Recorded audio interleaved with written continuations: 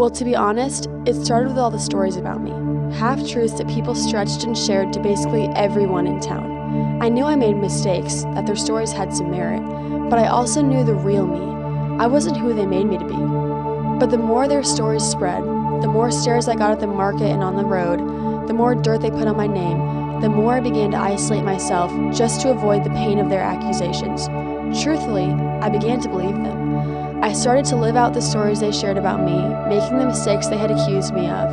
I guess I felt that if my life lined up with what they thought about me, maybe I would finally feel seen and known. One day, I was heading out to the well to draw water in the middle of the day, when I knew that nobody from town would be around to shame me. As I got closer, I saw a figure of a man already at the well.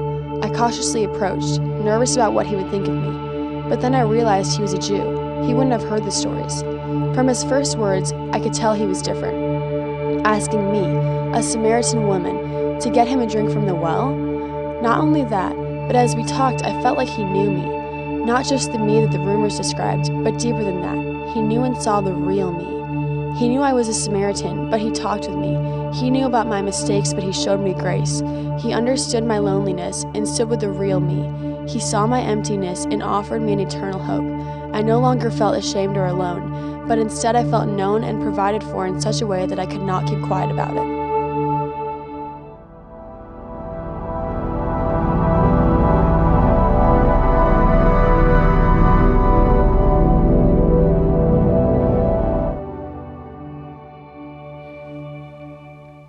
Well, this story is one of my absolute favorites from the life of Jesus. And it's one of my favorites because we get to see Jesus, our light of life, offering an amazing presence with the woman at the well and an amazing provision for her as well. And this presence and provision that we see him offering the woman at the well is also free for us to receive as well. And it's just an amazing picture of the deep love that Jesus offers us. And the more I read this story, honestly, the more I relate with the woman. And just in a little bit, we'll probably see why. And I wonder if some of you may relate with the woman at the well the same as I do.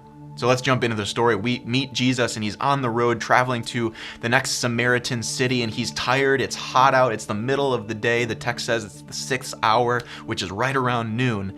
And so the sun has been beating down. He's been traveling. He's thirsty. He needs something to drink. And so he shows up at this well and he waits there because he wants a drink of water. And soon enough, just a few minutes later, he sees a woman approaching, a Samaritan woman from the nearby city.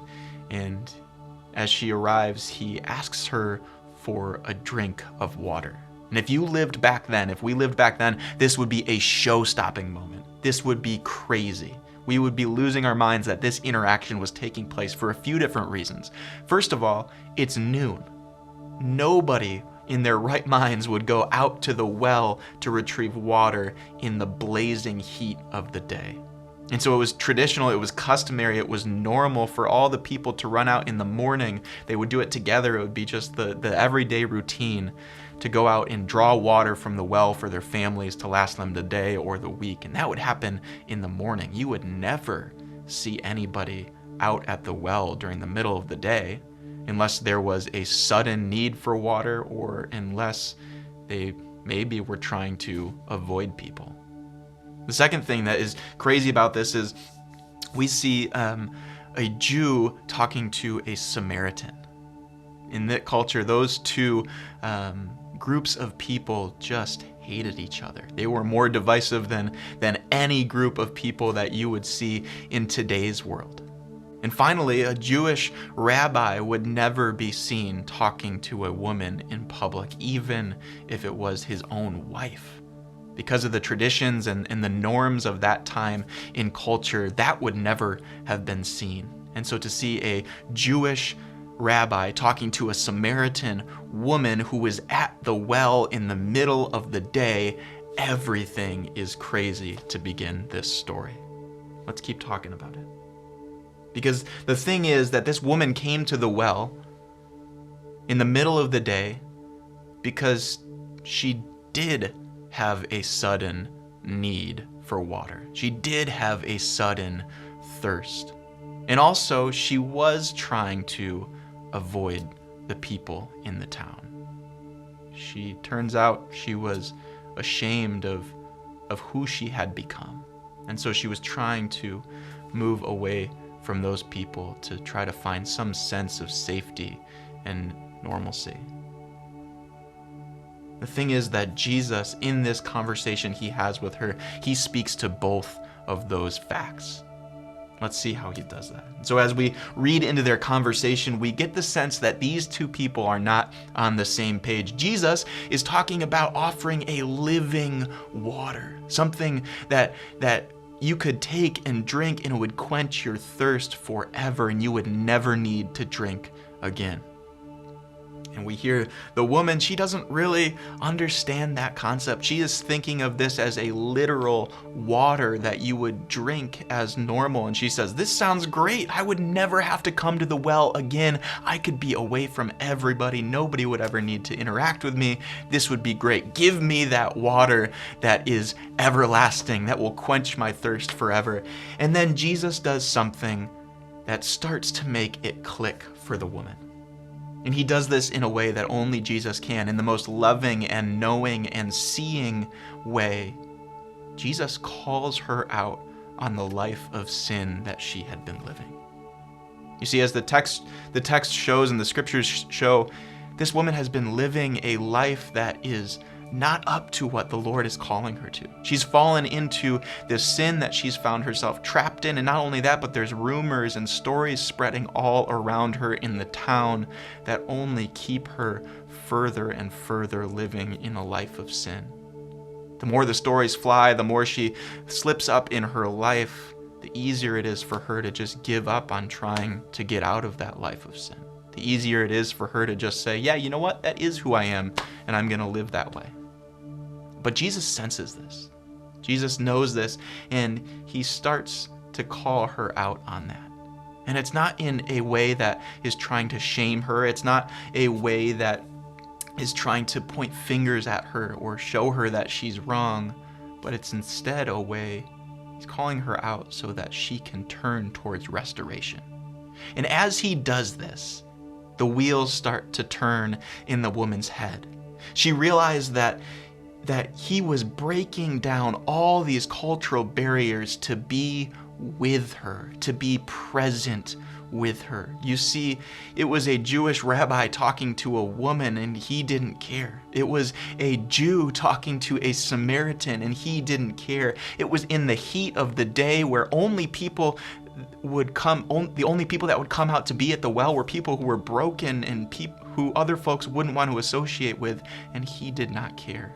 All of those barriers to that relationship, Jesus shattered so that he could be with her, something that she hadn't felt in probably years. She didn't know what it meant to feel like somebody was standing there with her because of the mess that she had been in. You see, Jesus' conversation with her didn't feel the same to anything that she could have a reference point for. This was something new. And so as Jesus approached her that day, he saw her for who she really was, and she felt that. He stood with her and offered her presence in such a powerful way that made her start to see herself and her God differently. And as those wheels started turning in her head, Jesus offers her something that would meet every need of her life, that would quench every thirst that she was feeling, that living water of everlasting life and a powerful, overwhelming love. How often have you felt like the woman in the story? I know that I have, very often. You see, we get caught in this rhythm and routine of sin, and we feel ashamed and we feel stuck. We feel isolated and hidden from people around us. We don't think that people really know the real us because all they see is this brokenness. But the truth is, and we see it in the scripture, that God sees you. God is with you, and he's offering you restoration. See, Jesus breaks down any barrier he can to be with you. And not to add to the shame of your situation, anything that you might be feeling, or to bring you further into isolation, but instead to offer restoration. You see, the light of life, Jesus Christ, has a providing presence and is offering you an amazingly deep love. One of the things I love most about this story is after the woman meets with Jesus, she runs back to the Samaritan town and she tells everyone about this encounter. And the scriptures say in verse 39 of John chapter 4 that the entire town came to know Jesus, came to drink of that everlasting, that living water, and experience the love of Jesus to the full because of this situation. So when we are feeling the lack of people around us, when we're feeling isolated because of our sin, know that Jesus is there with you. He sees you for who you are, and he wants to bring you into restoration, into everlasting relationship with himself. And when we accept that, when we start to live out of that amazing depth of love that the light of life offers us, our natural reaction is to go out and share that light with everyone around us.